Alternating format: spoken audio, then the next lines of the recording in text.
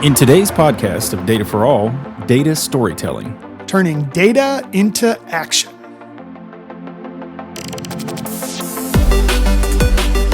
Welcome to the Data for All podcast. I'm Charlie Yielding. And I'm Charlie Apigian, where we want to empower you to think different with data.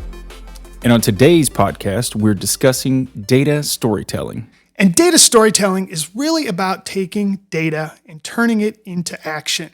And through this process, we believe that crafting a story is the best way to do that. And when I wanted to learn more about this, really the art of data storytelling, I reached out to a good friend, Zach Gemignani, who literally wrote the book about data storytelling.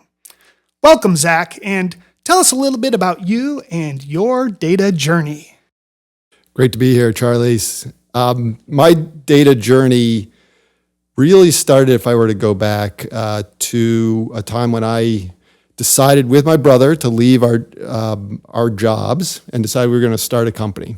And we started this company called Juice Analytics.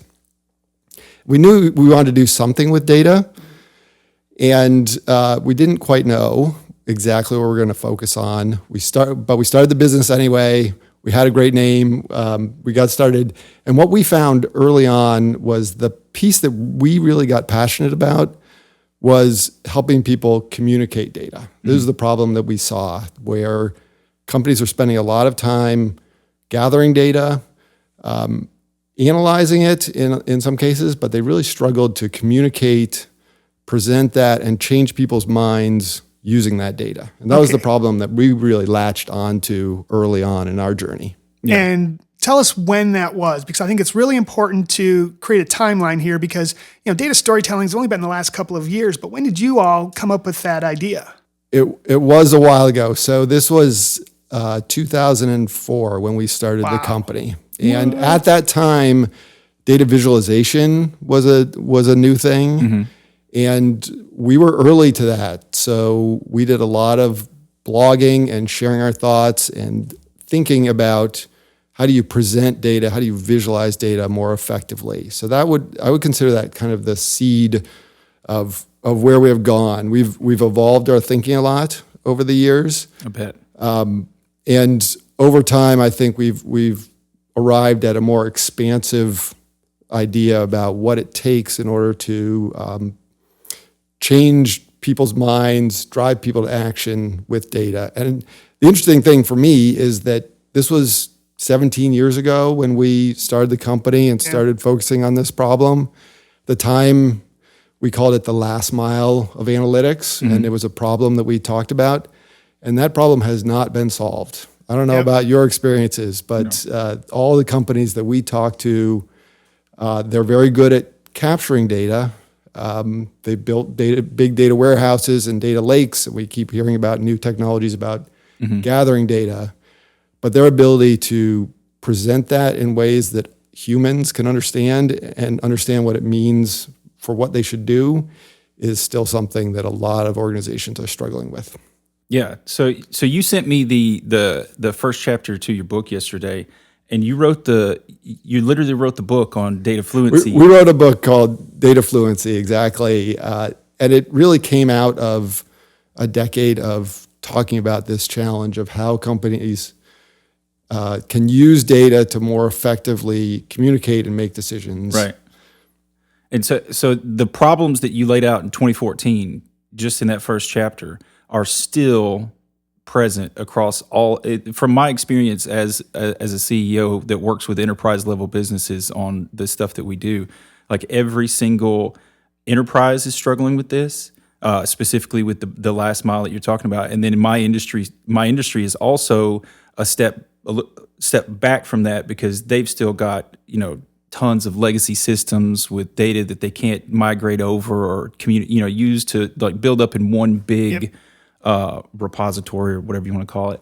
And it's it feels very, very relevant for an 8-year-old book. I think it is relevant because the problem still exists. We could try to diagnose what is at the source of this.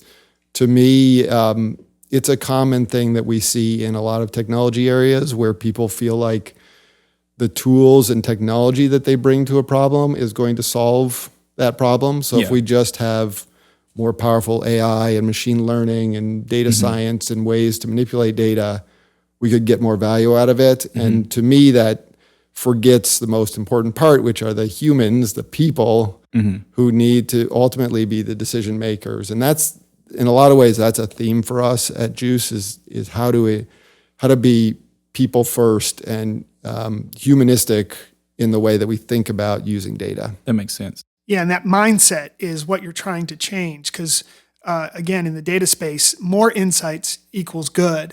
More machine learning is better, and we actually are finding out it's the exact opposite. And Zach and I have known each other for a while now, and I've always told him you're like always 5 years ahead of where you need to be. It's just nobody's ready for you yet, Zach. And he's like, well, I'm ready for them It's my curse. Yes, to always be at the forefront. Doesn't mean people are ready. And so we now know people are, okay, they're embracing the data part.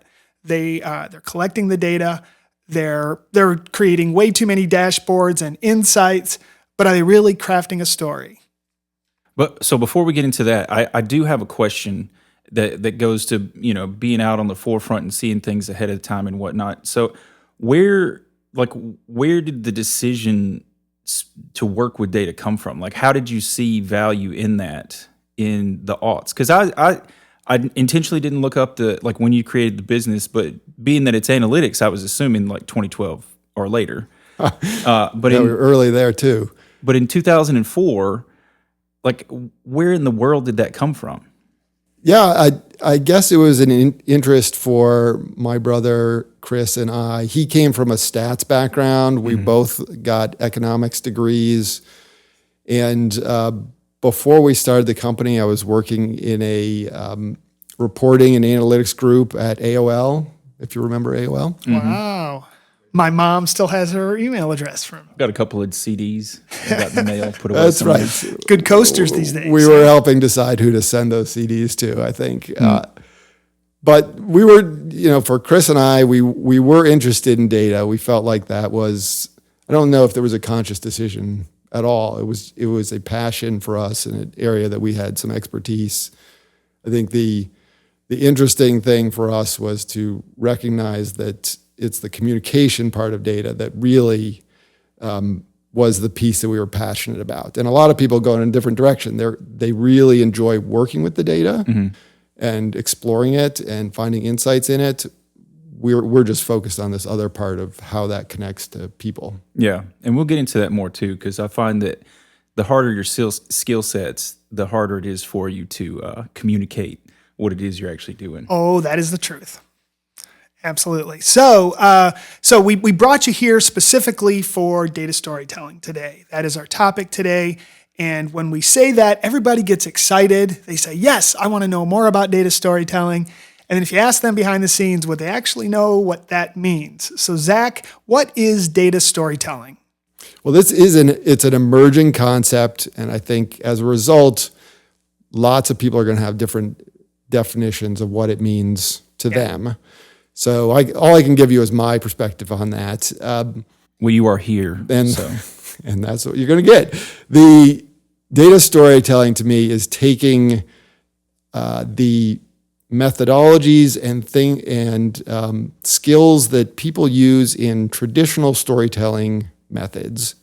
So if you think about movies, books, any ways that we experience stories, it's taking some of those concepts and applying them to how we communicate data. So if you think about data as a medium, a way to communicate in the same way that words are or music is, or there are visual ways to communicate.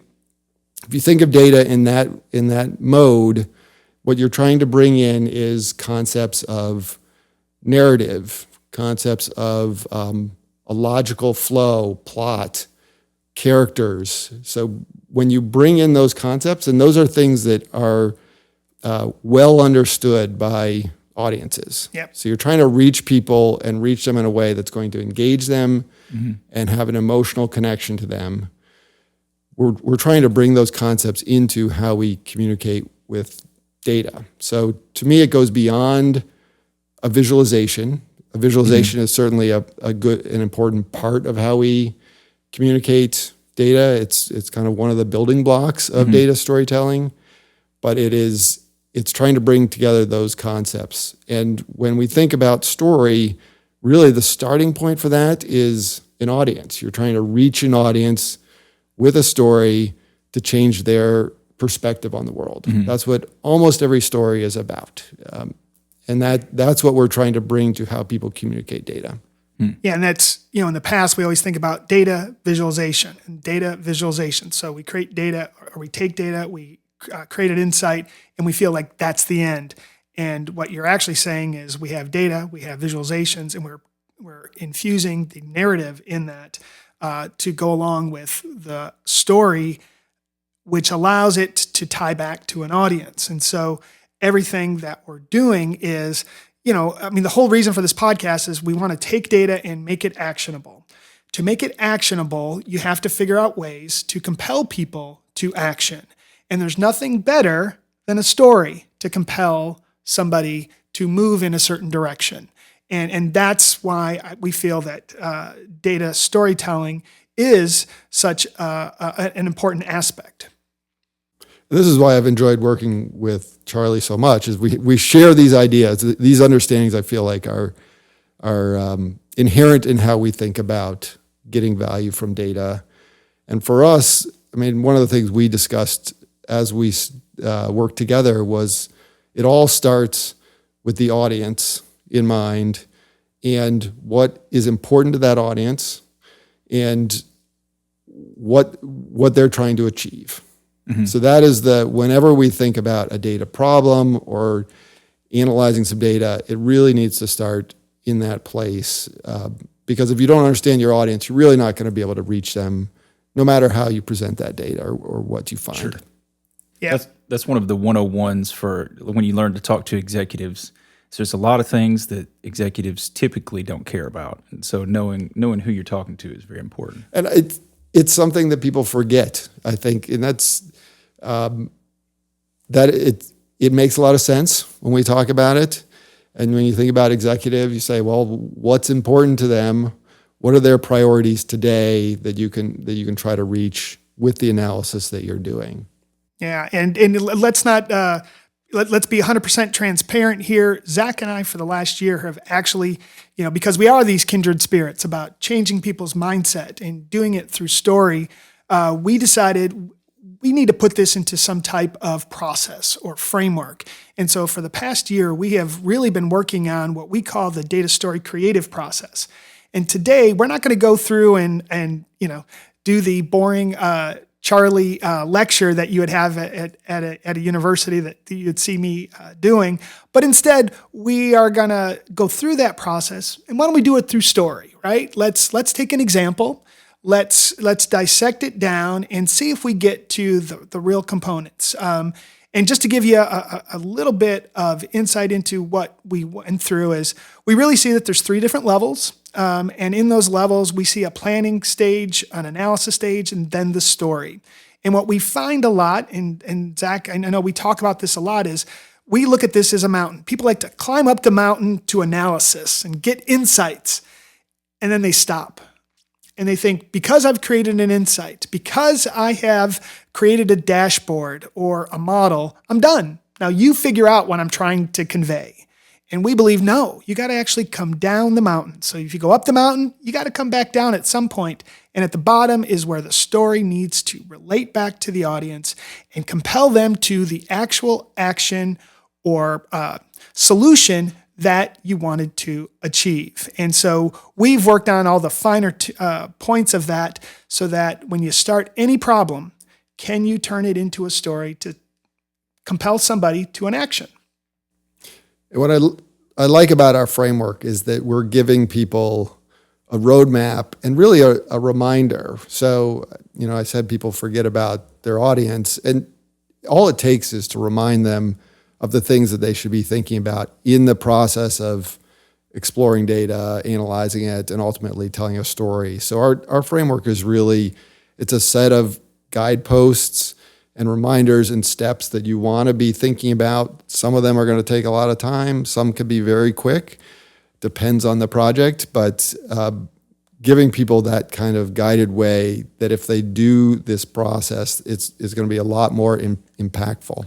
So, as the layperson in the room right now, I just want to make sure that everybody's on the same page. That essentially you've built an operational framework for the act of storytelling, specifically from from finding things in data, and then communicating that to the appropriate person. And this is my addition to it, because that needs to be standardized. Like we need to build our collective knowledge of data as a culture, which is something you brought up in your book as well. And this is a part of it. If everybody has this skill set, like in their personal lives, professional lives, it doesn't really matter. Like everybody should have like an understanding of how this works and how to go into it and how to achieve a good story, like turn data into analogy that's understood. And so is that?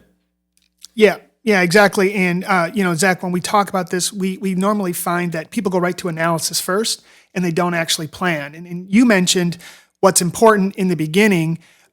So in the planning stage, well, you know what? Before we get to that, let's play. Let's make this a story. We're getting too academic here for a second. Okay. And so what we're going to do today is, I think Charlie Yielding will be our a certain character, and then Zach and I guess we'll play the other side. And here's what we're going to do: we have a home in Nashville, and it's there, and we want to make a couple of extra dollars with it. Does that sound good? I have a home. Oh, you have the phone. You don't have anything. Oh, Me. you're the homeowner. All right, I got it wrong, folks. So I have a home that I can either sell or I can rent. Okay. Or I can put on like a what do you call them? The share sites. Airbnb. There you go. So I can put it on Airbnb. What's the best option? I don't know. I bring you guys in, and apparently you're about to tell me a story about what to do. Okay. And so what we want to start with is, in the planning stages, what are some of the major components of that, Zach, that we should consider? The place I would start is interviewing Charlie about his home and his goals. I like your approach. So you're the audience of the analysis and the story we want to put together, what we want to do with data. So we need to understand what's important. And why is he the audience? Because he's the decision maker? Because he's the decision maker. Okay. In this story that we're telling, That's in this right. process that we're going through. So, Charlie, talk a little bit about what's important to you. You have this home. What are you looking to accomplish? I'm looking to put as little work into it as possible and make as much money as possible off of it. So, lazy and greedy. Got it. I like that. So if I'm thinking about turning that into data, make money means you want it to be occupied, right? Because if people are there, that means they're paying for it. And you want the most you can get per night. So cost per night and occupancy rate are two different metrics. Are those things that sound like you want to maximize? Yes. Okay. And it sounds like you don't want to invest. So you don't want to spend a lot of time. I'm done spending money on the house. That's all over. Okay. Well, there we go.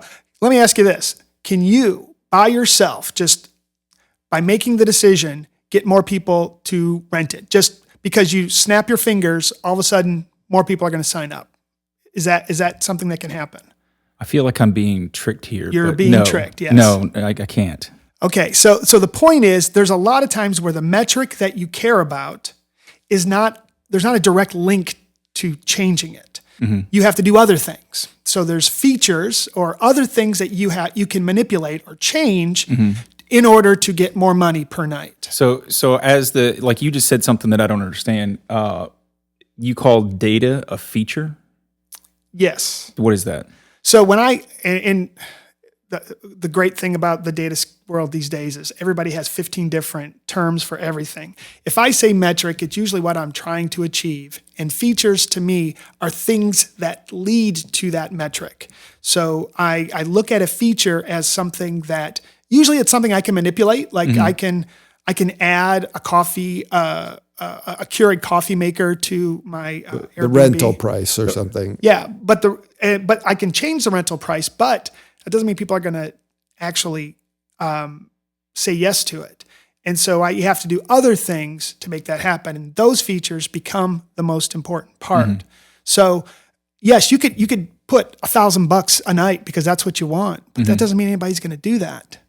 And so you have to figure out the different features that matter the most to people in order for them to pay that amount or occupy it at an 80% rate or whatever that is. And so what I'm trying to get at here is there's things that are you want to achieve, but then there's things that are actionable that you can actually change. And that's what we want to try to achieve here. Okay. So you're telling me that I have the potential to maximize the metrics I'm going for by changing features or manipulating features. Yep. Which a feature is just I like a really clear, concise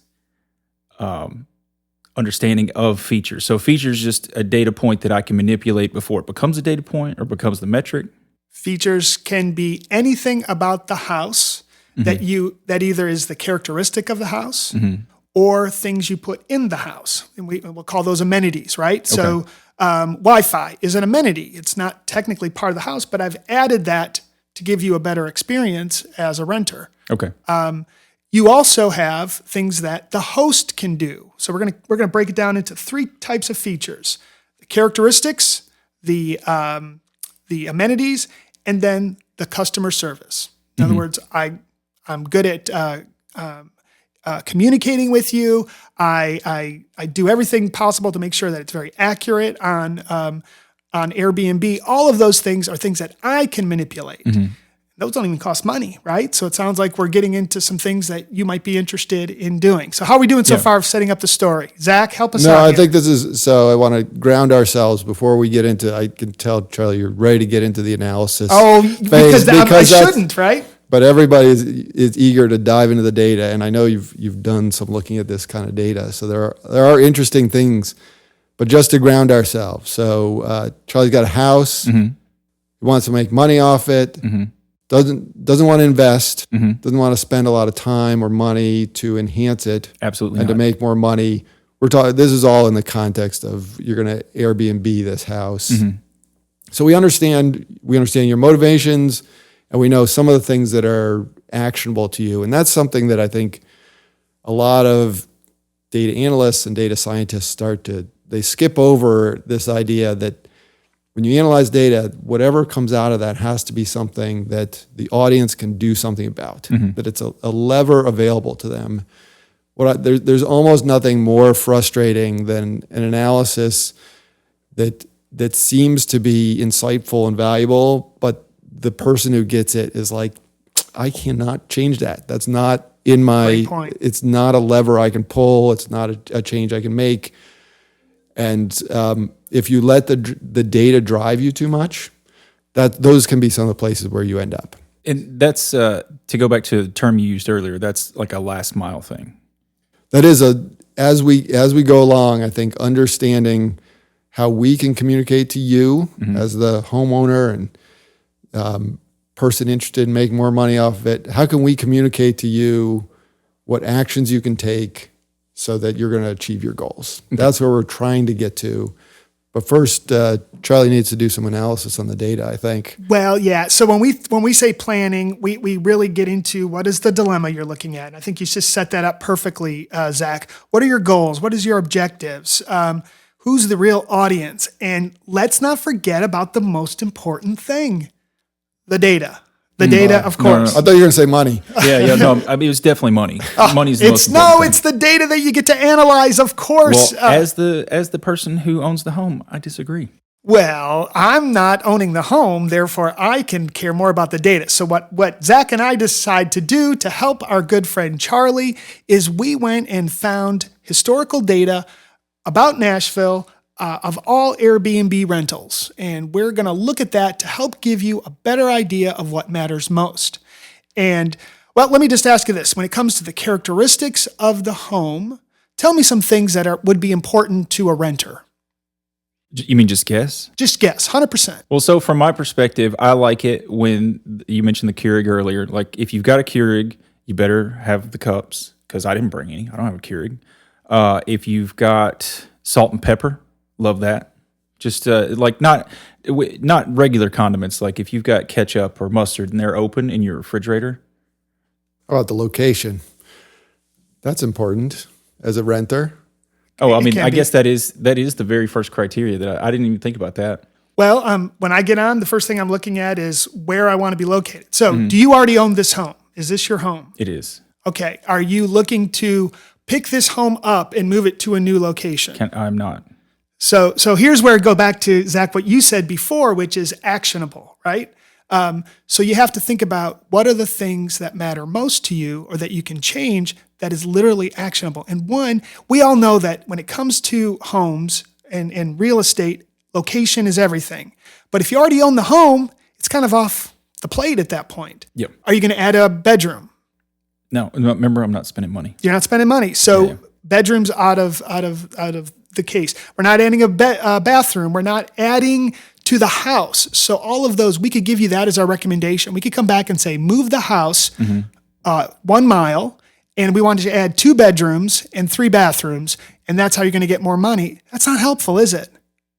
No, it is not. And that is not in the corporate world of analytics. That is not an uncommon analogy to come back and say, well, all you have to do is change the product in these ways and target a new audience.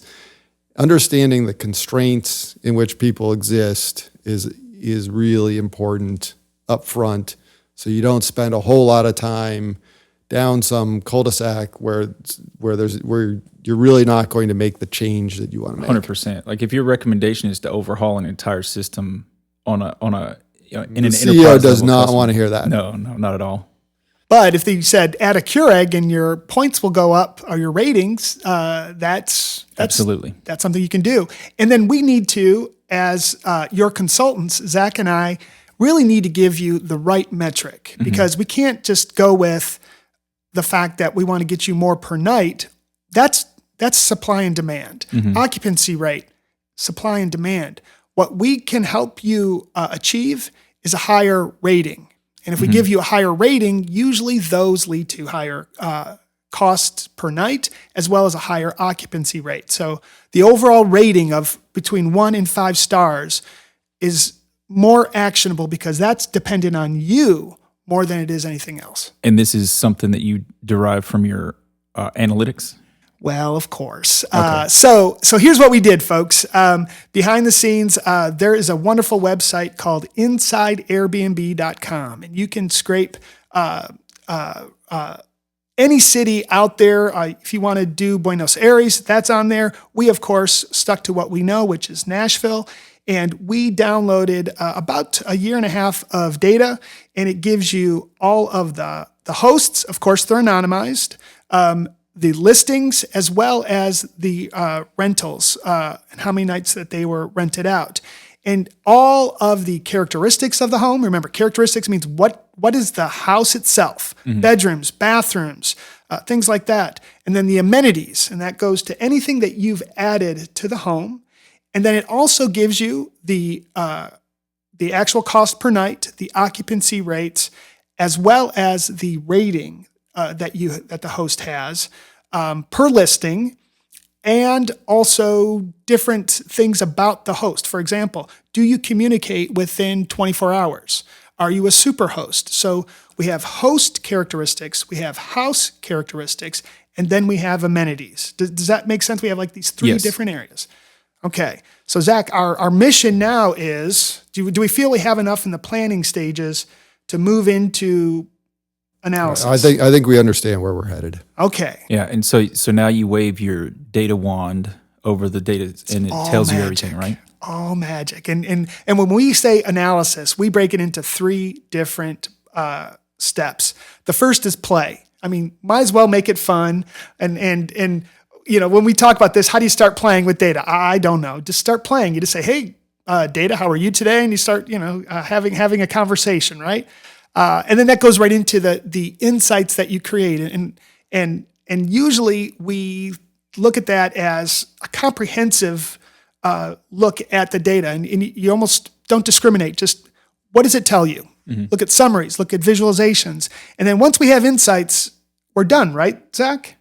Well, we're not, but I want to make a point about that is that we're getting in the realm of what can feel like the realm of the data scientist. Charlie's pulled this big data set and has with his advanced playing skills, he has the ability to start to extract some really interesting insights, predictive models about that data. But it doesn't have to be that complicated. That's and I true. think what's very powerful about this, the framework and just thinking in this way where you're very clear about your problem and trying to identify insights that are going to get you to a story, is it doesn't have to be the exercise of a data scientist. For example, it occurs to me, you're looking for what are the features that could drive your rating, but couldn't I also couldn't I go interview a superhost who has a high rating? Couldn't I, if I interviewed 10 superhosts to understand from those people what they've done in order to get a high rating? That's also data. It's not the same kind of super detailed data that we're talking about, but you might find insights from those types of conversations as well, and that is valid sources of insights and valid kinds of analysis as well. Yeah, I could think of an example. Like, so if I were to communicate over the phone with a superhost or whatever, and they seem super upbeat, very positive, like that's something that won't come out in data, but could come out in that type of interview. Yeah, or the anecdotal stories from people that have actually been the renter, right? Mm-hmm. And they can tell you about their experiences of renting something. And when they walked in, what did they see that delighted them? And the first thing that comes up is something you should consider. And this really goes back to our definition of data. And early on, it's not columns and rows to us. It's everything that we capture about reality. And I also, as I mentioned in episode 1, my definition of data. Well, that really came from conversations with Zach, and it's the idea of broadening what we think data is to include the interview, to include other things, because everything that you can use to capture reality is the data that you can use to make better decisions. And in that case, I'm glad you brought that up, because there's nothing wrong with that, right? If we came back and said, look, we talked to 5 people that we think are the right demographic for renting your place, and here's what they want, that might be more powerful in a story than if I gave you a bar chart. Yeah, and you often want to be triangulating on the truth, triangulating on insights. So if we do a predictive model and find something from there and also interview people, if you arrived at the same types of conclusions, that's going to lead even more confidence to what you found, which as we get to convincing, we're coming back to you, Charlie, at some point and saying, these are the things you need to do. If we can say the data showed us this and we had discussions with superhosts, I'm making up that term. I don't know if that's a real thing. Superhost is a real thing? Okay. Sounds real. So if we had those triangulating ability to reinforce what we found, that's going to feel a lot more powerful to you. Well, you guys need to do a better job right now, because the emotion has not been invoked in me yet. We'll get there. Oh, are we ready to put the full on? Well, tell us what you found. Tell us what the data. All right. Well, let me take a step back. And again, remember that we planned this out before we get into the analysis. It's not just me getting in there and seeing what the data says. It's first knowing who our audience is, understanding the real dilemma. What are the real goals and objectives? And that usually leads to the metric that we are achieving. And what we feel is the most important is going to be the overall rating for a home. The reason, because that's something that we feel is actionable. That's something that we manipulate. What we do is what is indicative in that overall rating. With that, then, we go and play with some data. And we first have to find the data, put it into a format that is easy to read. So it goes from data to information.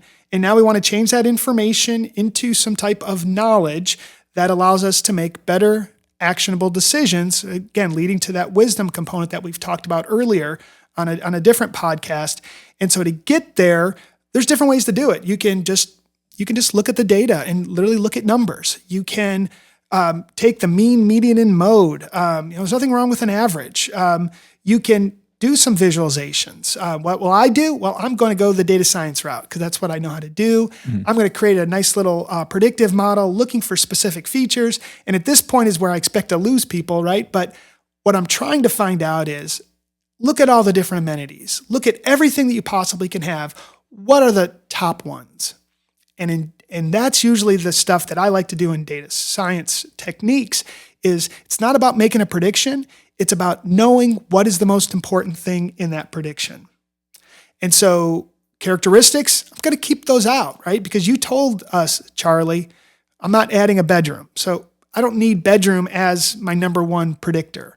What I need to know is what are those things that don't cost a lot of money that we can look at that hopefully will lead to a higher overall rating. So are we all on the same page of where we want to go? All right, so I'll give you some, and I've done this a few times. I've played with this data, folks, and there are specific things that you can do that will always lead to a higher overall rating. You know what the number one thing is? It's really costly. You better watch out. Location. Yeah. Location. There we go. Was I even listening? Yeah. Location, except I'm already at the spot that I'm at. And we can't have that. It's communication. It's how you communicate with the people that are inquiring about your That feels like rental. a theme of this Communication. discussion. Communication. So Fantastic. it goes in two different ways. Are you accurate? Are you timely? Those are the two things that matter most. So if somebody makes an inquiry for renting your place and it takes you 3 days to get back to them, you get a lower rating. If it takes less than 24 hours, you usually get a higher rating.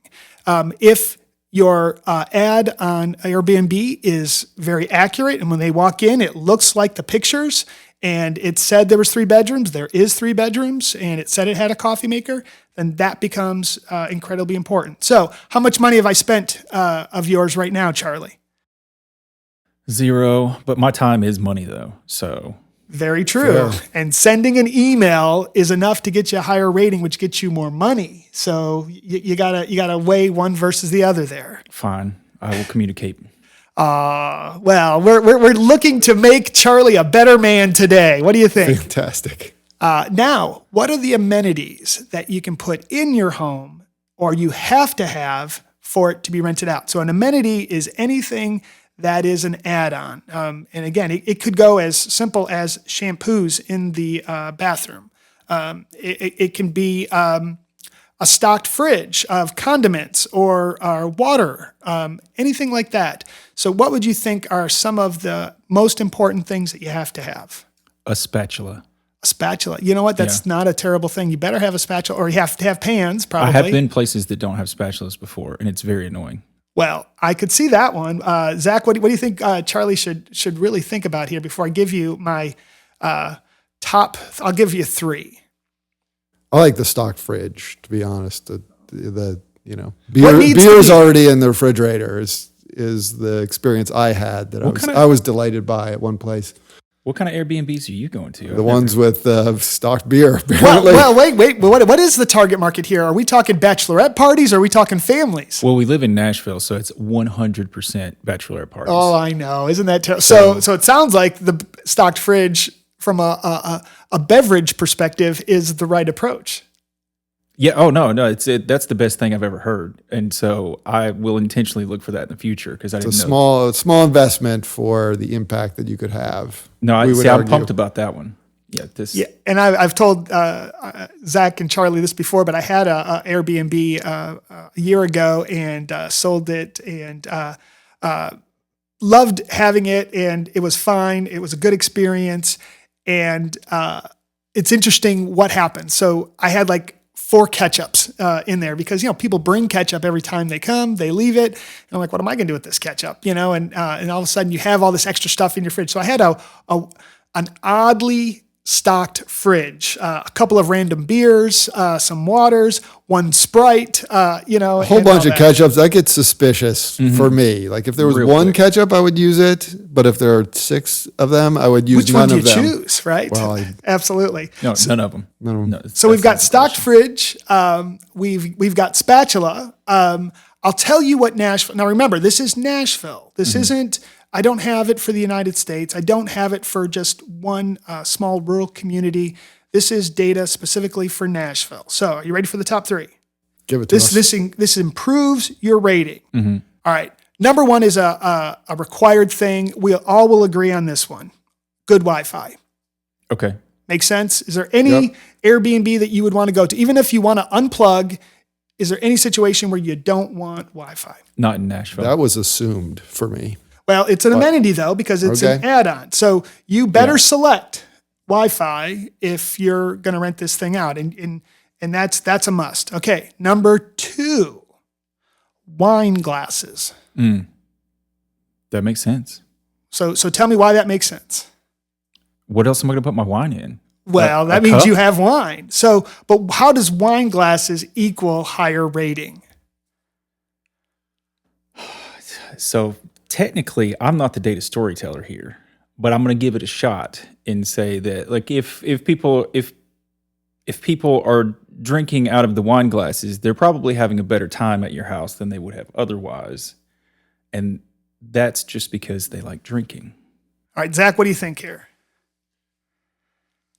I think wine glasses might be a proxy for a romantic getaway, and that might be what your audience is looking for when they look for a place. Notice he went to the story there. He went to what does the actual night look like, and it usually does represent a romantic night out, and that might make more sense. Which goes to the third one, and I was actually kind of surprised, but then it's Nashville, so I guess it makes sense.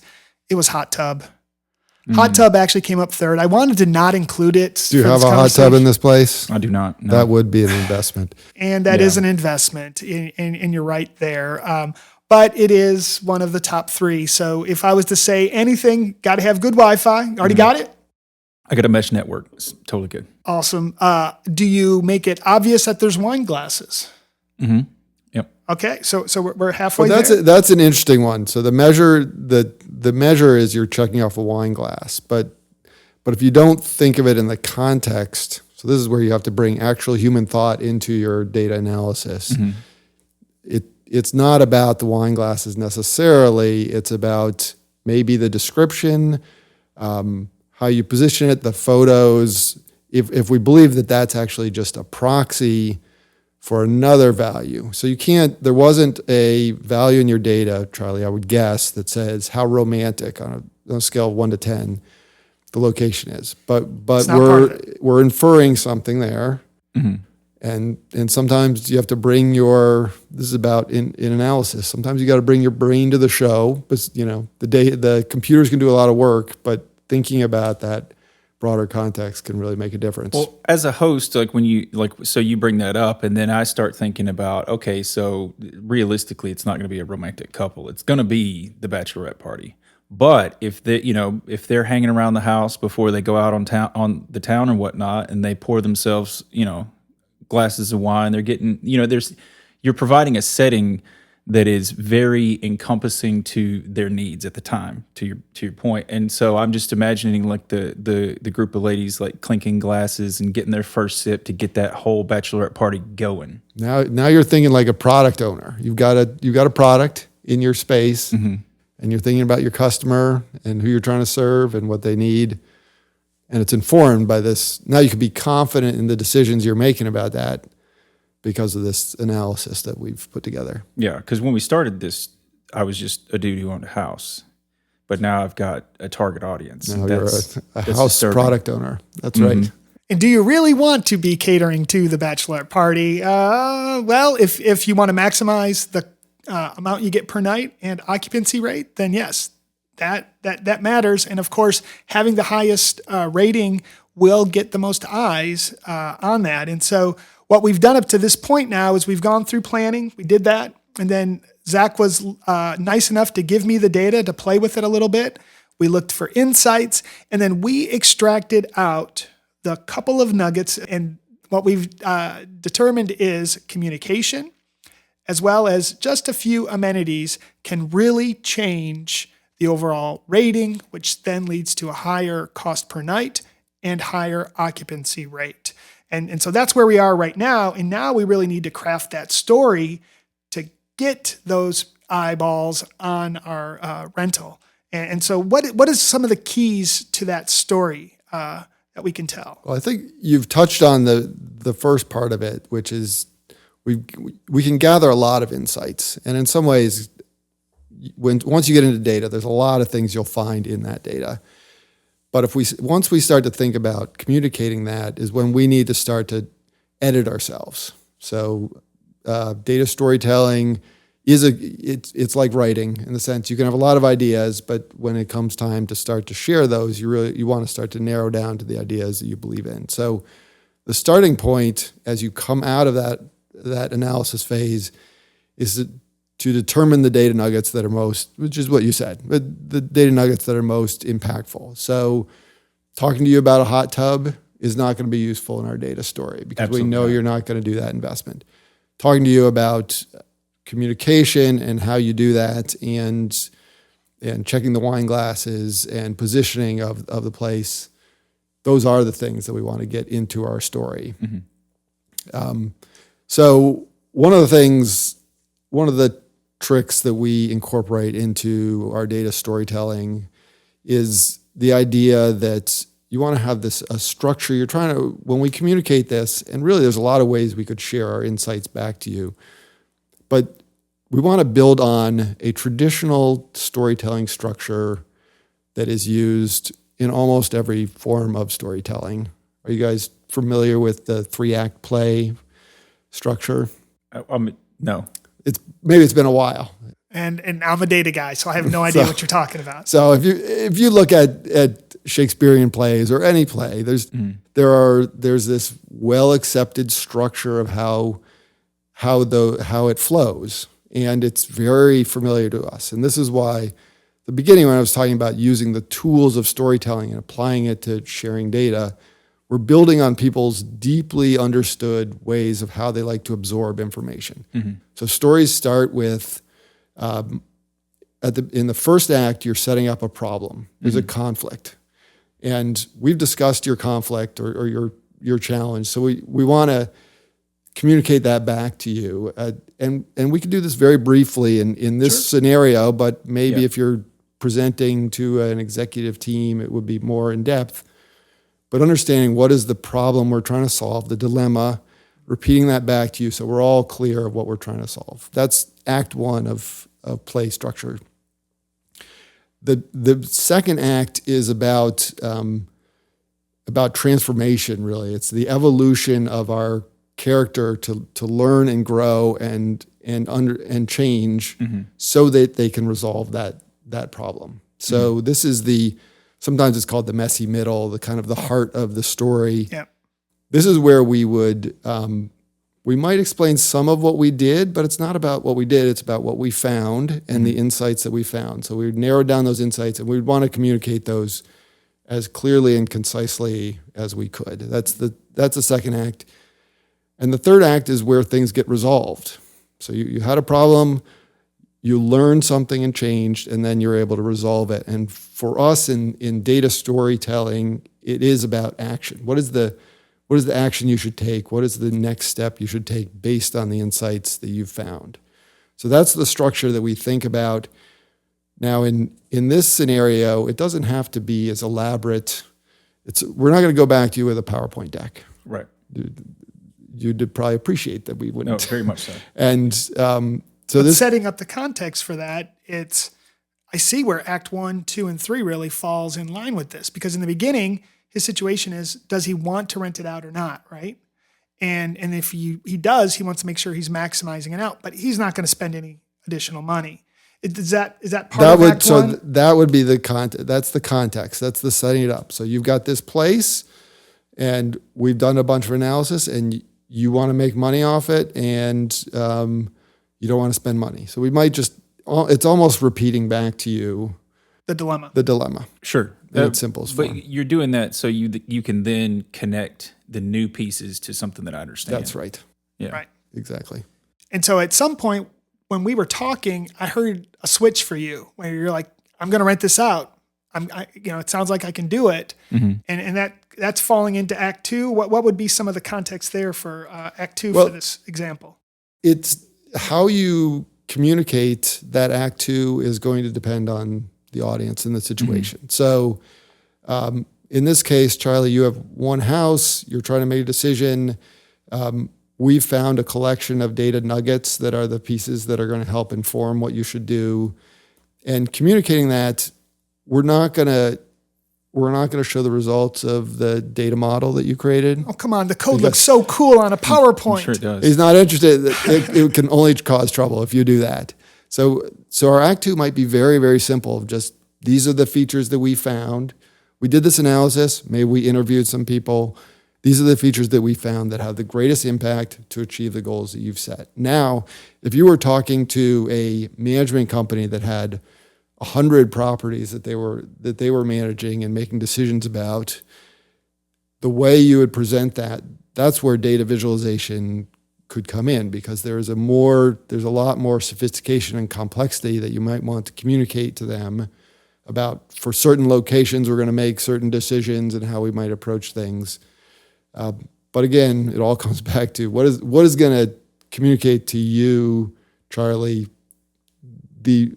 only the information you need to know, so you are bought into what we've learned, and it's clear what you should do about it.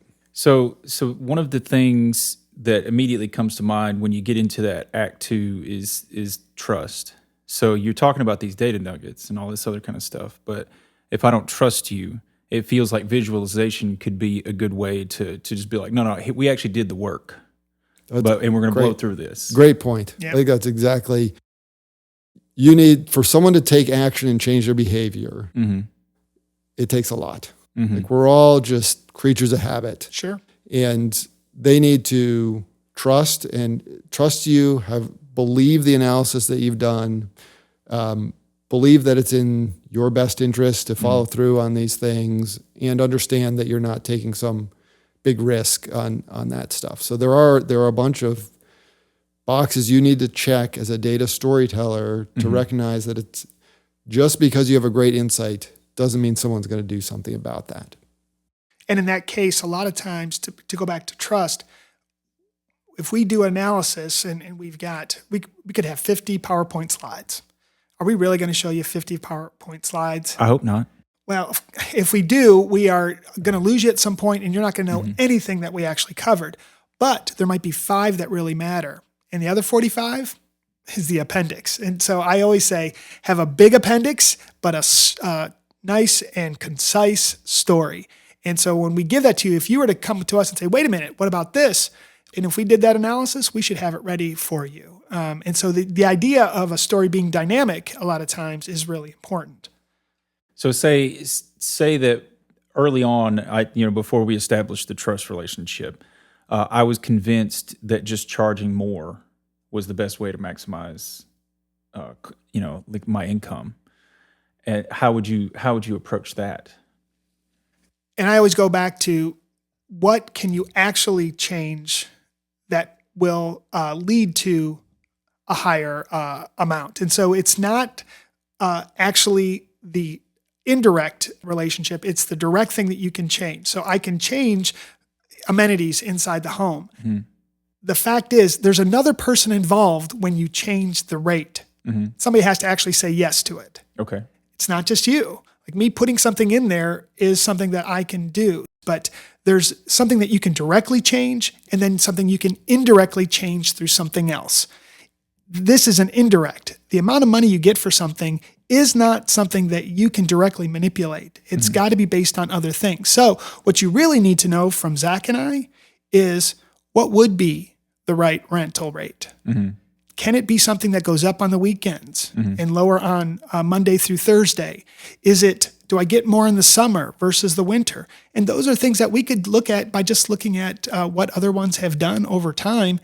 It's not hard analysis. It's just what is the average? And sometimes that can be setting the stage to convince you first that it's worth it. And then we can say, okay, now if you really want to get that, and you really want to get the highest rating, here's a couple of things that you can do to truly make a difference. But if we don't understand your assumptions, I think you ask a great question, because any audience you're trying to impact with your data is coming in with a bunch of assumptions about how the world works. And then our job is to enlighten them as to whether those assumptions are accurate or inaccurate. And if we don't understand where you're coming from, if you just believe, oh, I want to make more money, I can raise the price, that might be something that we need to, in our analysis, directly address. So create a model that shows what happens if nothing changes and you just raise the price. How's that going to impact the money that you take home? Right. And occupancy, right? That's a good point. It would impact occupancy. And if we showed that, and that would be a great opportunity for visualizing that, you could show those supply and demand curves in such a way that now you understand that's not the lever that's going to make the impact. So one slide, because you know where I'm coming from, would effectively, for me, it would build the trust relationship. Because if I come at you with a gut feeling about a thing, Yes, and then you show me in the data how that's not actually true, or correlated as well as the way you guys found it, then I'd be okay. So where do we go from here? So we're in the messy middle. We've talked about the inherent problems with just going at setting price all willy-nilly and whatnot. We talked about the features that can be added. And so if you're going to convince me to do the features, the messy middles, it could go two different ways, right? In the positive way, I do the things, I create the environment where they're clinking glasses and stuff. But then on the other side of it, they don't have Wi-Fi, so none of their pictures can be posted. They don't have the wine glasses, so they're drinking out of plastic cups. And it's the ambiance and stuff is not there. And so you can clearly oh, that's great. So you're saying we could present this story in a positive or negative. We could flip the story if we wanted to convey that. We'd say this is the optimal outcome. If you do these things, this is what's going to occur. Or if you choose not to, we're going to show this doom and gloom story of if you don't do this, this is what you can expect to have happen. I mean, that's both of which are powerful ways of presenting those results. Yeah, and I think what's important is just understanding. You said one slide. It's how can we concisely give you this, because action doesn't happen through 18 steps. You need to break it down into something that's simple.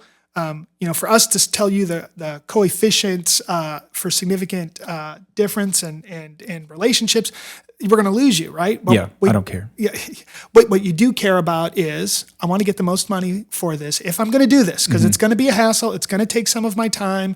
It's my home. I want to make sure that I'm getting the most out of that. How can I do that? And we have to come back to you and say, here's how much we think you can get. Here is a possible occupancy rate. And if you improve these few things or add them to your home, we believe that you can actually get more. And how do we know that? Here's our appendix. Here's all the data that we analyzed to be able to tell you that. And when we say wine glasses, we're not saying wine glasses, right? I don't even know if we tell you about wine glasses. We might just say, create the perfect night out experience, and how do we set that up? What is the title that we have when we go to that Airbnb page? What is the first picture that you see? How do you start off that summary or description? All goes back to the story that you want to tell, because that will maximize your amount. I mean, if you start off with, and it's in a busy area where there's the honky tonks all over the place and you can hear the bands, and you say for a quiet night out, you're probably not going to get good ratings, right? But if you set it up correctly for the right story, I think we can maximize it for the right person. And so now we're into the actionable part of the story. Yeah, and I think we've gotten into the insights we found that are actionable. And all I would say about the actionable part of the story, the most important thing is that you need to make it super clear what are the steps that you're suggesting. So as much as we as your data consultants can help you understand exactly what it means and what you should do, so that you don't have to connect the dots from the wine glasses to the idea that really it's in the description. If we can give you, here are the 3 things that you should do that we think are going to have an impact. Make it easy for someone to continue that journey of, now that they've learned and understood what the data has told them, here's exactly what you can do to follow through and make impact and make some change. I think that what we see a lot is that people have done the analysis and then they're putting the burden on the audience to figure out that last step, to be like, well, what does it mean for me? And we're always encouraging data analysts and people who work with data to take it that last step, to really try to clarify the implications of what they've done and what are the exact steps that they would suggest. Okay. So in this case, I started off not wanting to do anything. And you guys have convinced me to make sure that my Wi-Fi is set up and accessible, that I have the wine glasses out on the counter already when they get there. But Sounds then good. most importantly, and this is where the discipline comes in, like I have to respond. If I'm non-responsive, then I know that I'm hurting my occupancy rate because I'm hurting my overall But rate. now you understand why. So if we had just come to you and said, you got to respond within, 8 hours of receiving email or something, Right. you'd be like, well, maybe I will, maybe I won't. Yeah. But now we've shown you that that is a key feature. That's going to have implications. It's going to roll into your rating. Your rating is going to tie to how much you can charge. And now you understand the context of why we're telling you to do that, and you're probably more motivated to do it. I hope we carried you that far. I believe you have. That's definitely something that I have to do, because I can see how they appreciate it. Like once I start thinking about the occupants as like customers, then it becomes a customer satisfaction conversation more than anything else. And I'm like, I get that. I understand where you're coming from on that. And so it goes back to things we've talked about before, which is what is the real goal? And so we have a second audience, right? And that's the people that will be renting from you. And you're trying to create an experience. And we know that customer service is really important. It's not just a roof over the head that is their experience. It's the entire life cycle of they reach out to you and see if it's available. You respond within an hour. Give them something interesting. Give them a guide. Send them a PDF of everything they need to know. The day before they arrive, you give them the key code of how to get in, where to park. All of those things become incredibly important in the experience. And so that's what we would have to always remember. And so when we say to communicate, it's the whole part of that. yeah. So I would even take it a step further in that, like, you guys gave me a story to put in the description of the place. It's like get your evening kicked off the right way with all the amenities, like post freely, to your social medias because the Wi-Fi is great. We've got all the, we even put some booze in the fridge, because that's what we do. Like we'll leave a glass Right. of wine out. If Put you that in the understand the description. levers that are, now you've understood your customers in a new kind of way. Yeah. And you might as well take advantage of that information. Yeah, I dare say that would maximize the target audience in a way that I could definitely increase the cost. If there's a bottle of wine sitting on the counter there waiting for them to show Now up. you just have to think about the cleanup and your audience. Whether Well, it is what it is at that point, right? that's our upsell for our analytics practice is, okay, now you have to understand for these different customer segments, what's the cost. Very much so. So I'm going to summarize this up, and then I've got a couple of last things for you, Zach. But again, we look at this as three different phases. You start in the beginning with planning, and you're looking for the dilemma. What are the goals? What are your objectives? What is the scope? What is the intention? And really think, something we should always remember is, in the beginning, always think about what the final deliverable is. What's the goal at the end? Think of that in the beginning. And then, of course, the data that you have. Then you get into analysis, you play with the data, you find some insights, and if you find a couple of really good data nuggets and extract those out to tell a compelling story where you have three different acts, and those three acts allow you to tell the right story that hopefully will lead in the end to some action and some good decision making on the person that you're presenting it to, which is your audience. We have gone through the entire data story process. Zach, is there any other quick tips and tricks that you have found over time that have worked when it comes to storytelling? Yeah, so I have a whole bunch of tips and tricks, but I'll keep it focused. Because we're trying to reach people and reach people with an emotional, you mentioned this earlier, Charlie, that, are you connecting with me emotionally?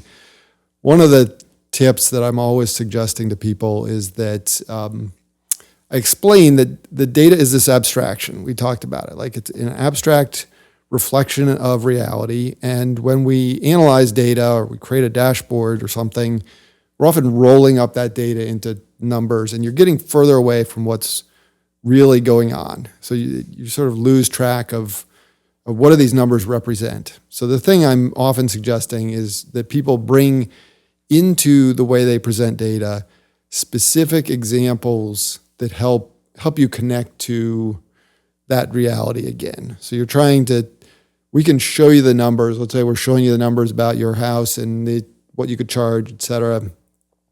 But showing an example of another location that had a great description. And so when we talk about wine glasses, really here's what a great description looks like. Bringing those specific, relatable examples so that the data, we're in this stage where people understand that data is important, but there aren't that many people who are truly comfortable with it, comfortable communicating with data. And we feel like as data storytellers, we have a real burden to try to connect with those people and present in ways that are going to engage them. And it's not always about having another chart or more data or more numbers on the screen. Often it's about how do you help them really understand what they're looking at when you show that data. So making it specific and relatable, I talk about. So I'm trying to wrap my head around that, because I know one of the issues that I've been working with folks on recently is how to build a good analogy around development. Like, how do you communicate the needs of a project to somebody who doesn't know anything about development? Is that what you're getting at? Is like you're creating the analogy with data as a support so it can be more effectively understood? Sometimes analogies are, and again, this is, what is data storytelling? Analogies are an important storytelling technique, right? So if you can make an analogy that's going to connect to something that your audience already understands, so you have to understand where they're coming from and what kind of language is going to connect with them, and then if you can come up with an analogy that says this is what we're showing, it's a lot like something else that you're already familiar with, that is a powerful technique. I'm talking about sometimes just like really specific things, like someone does a market research study, they find out, the net promoter score or something about their customers, but sometimes zooming into a specific customer who said a specific thing is going to carry a lot of, you don't want to displace the overall analysis, but it can carry a lot of weight to reinforce your messages to make that human again. Okay. Making the data real and human for people is sometimes lost. Yeah, and I like to think of it as the word takeaway. So when they leave there, what are they going to take away from that? And they got to remember it. So if you give them 15 things, they're probably not going to remember anything. But sometimes it can be a statistic. I mean, 76% of this is that. Whatever that is, if that's something they can remember, then that's good. If it's a stories always work. Tie it to a person's name. Give it a face.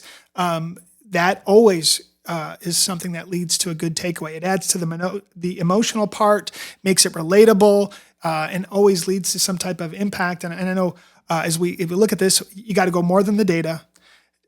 Insights are interesting. Stories lead to action. And we've seen that over and over again. And I think that's why we wanted to have this conversation today. So Zach, as we wrap up here today, tell us what's going on with Juice Analytics these days, and what do we have to look forward coming from your company? Absolutely. So we're in the data storytelling business at Juice Analytics, and one of the important ways that we have done that in the ways that we help our customers is with a platform that we call JuiceBox. Juice Analytics, JuiceBox makes sense. Yeah. And JuiceBox is a really unique solution for allowing people to create interactive data stories to communicate in just the kind of ways that we've been talking about. We have a lot of experience thinking about how to present data, visualize it, but ultimately communicate it in this kind of storytelling mode. And about 5 or 6 years ago, we really committed ourselves to taking all the thinking around best practices in doing that and creating a technology platform that anyone can use if they have their hands on some data. They can build really beautiful, engaging ways of presenting data where it allows people to interact with and explore that data, but in the kind of guided narrative way that we've talked about here. So these ideas of setting the context, letting people understand the data and the insights and explore those, but then ultimately lead to some actions, those are all concepts that are deeply rooted in how we designed our Juicebox platform. So we feel like there's an opportunity to enable a lot more people, everyone from consultants and researchers and to students, to allow them to create really compelling ways of presenting data. That's really our mission, and Juicebox is the toolkit that we have to enable that. And then we also work. It's a complicated thing to be able to tell stories and to think through this process. And that is something that we do with a lot of our clients, is help them think through designing data stories that are going to have the kind of impact that they want to make. So this is a question just for me, but your typical engagement can it be a student, or are you going for an enterprise? Yeah, and I could even attest to that because I've had my students using Juicebox, and actually, and because it's something that within 5 minutes they can be manipulating data as long as the data looks good enough. And we've had Zach has a lot of funny stories of how the types of data that people try to upload, but. The first time I put it in front of students in the last year, we had a data hackathon. So a data hackathon is we get a data set, we spend 8 hours playing with data, and we try to come up with actionable solutions at the end. And Zach came, gave students access to Juicebox, and I think everybody presented something because it can replace PowerPoint because it can be dynamic. So like when you ask the question, you can just change it right there. And so think of it as a curated way, or like a New York Times version of a dashboard. Okay. And it walks you through with a narrative, and our students made it look so nice. But it was really easy to use. So from that perspective, we need more tools that can help us tell stories. And it shouldn't take me 6 weeks to learn. Agreed. Yeah, we were kind of talking about this beforehand, but just getting into the analytics for the analytics' sake can lead to tons of extra dashboards. Yeah, and so students and teaching kids how to communicate data is a real passion for us. In terms of our actual customers, it is companies who have, and there are a lot of organizations like this, who have really valuable data, understand that they are sitting on that valuable data, and they also have a point of view that they want to communicate to their customers and sometimes internally about that data. So they're really trying to carry this last mile to say, let's take this information we have and present it in ways that are going to change minds. And that ends up being consultants and market researchers and organizations in the insight business, information businesses. But even a lot of organizations gather data as part of their solution, and they recognize that they're sitting on this kind of potential gold mine of what they can do with that data, and they don't know how to turn it into a compelling product that they could deliver. And that's where we often come in. I use data in our sales cycle, specifically to build a picture. Like it's like a rudimentary version of the storytelling you've been talking about. But I take the data that we have and I build a common experience for end users, because we do help desk stuff. And in the grand finale is like the call to action is just like I can have people on and off the phone with mobile issues resolved 97% of the time within 12 minutes. And that is a great example, and something we've seen more and more of, using data as a way in the sales process, as a way to have a conversation with customers, show the value that you can deliver, and do that in this compelling way, because it's sales and marketing is very audience oriented. And that's been a big theme for us here. And Zach, with that, we want to thank you for your time today. I am glad that the conversations that you and I have had for many years that have intensified over the past few, everybody's able to hear a little bit. And so Charlie, what do you think? Do you know a little bit more about storytelling? Are you halfway there? How do you feel? No, I'm all the way there. I'm like I said, I'm putting the wine glasses and the bottle of wine on the counter next to the Wi-Fi password after I've clearly communicated all of that. So bachelorette parties, did you hear that? Charlie is, he has a home ready for you to go. It sounds like we've convinced him, Zach, today. Any parting shots? No, it was my pleasure, you guys. This is great. And with that, thank you all for joining us today. And for Charlie Apigian and Charlie Newman, we'll see you next time.